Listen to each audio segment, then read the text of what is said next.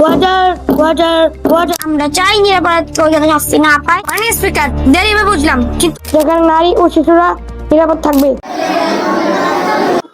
Water water water.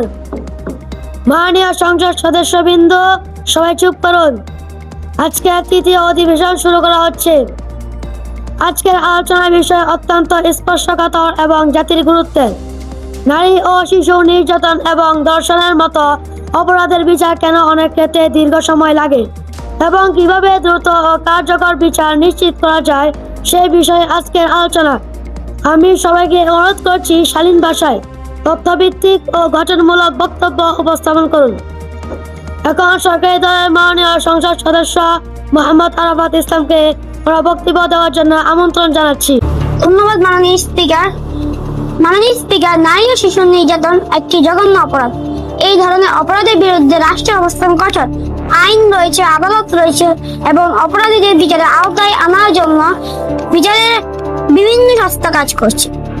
তবে বাস্তবতা হলো অনেক মামলা সাক্ষ্য প্রমাণ সংগ্রহ, ফরেনসিক পরীক্ষা, সাক্ষীদের উপস্থিতি এবং আইনি প্রক্রিয়ার কারণে সময় লেগে যায়।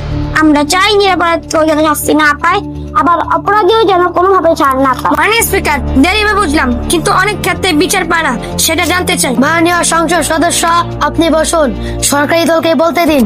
মাননীয় স্পিকার, আমাদের লক্ষ্য হওয়া উচিত তদন্তের মান উন্নত করা, ভুক্তভোগীদের নিরাপত্তা নিশ্চিত করা এবং দ্রুত বিচার নিশ্চিত করতে বিচার ব্যবস্থাকে আরো কার্যকর করা। এই লড়াই কোনো এক দলের নয়, এটি পুরো জাতির লড়াই। মাননীয় স্পিকার, আপনাকে ধন্যবাদ। এখন বক্তব্য রাখবেন বিরোধী দলের মাননীয় সংসদ সদস্য মোহাম্মদ আব্দুল্লাহ। আপনার সময় 1 মিনিট। মাননীয় স্পিকার, আপনাকে ধন্যবাদ। মাননীয় স্পিকার, দেশের মানুষ একটি প্রশ্ন বারবার করে, ভুক্তভোগীরা কেন বছরের পর বছর ন্যায় বিচারের অপেক্ষায় থাকবেন?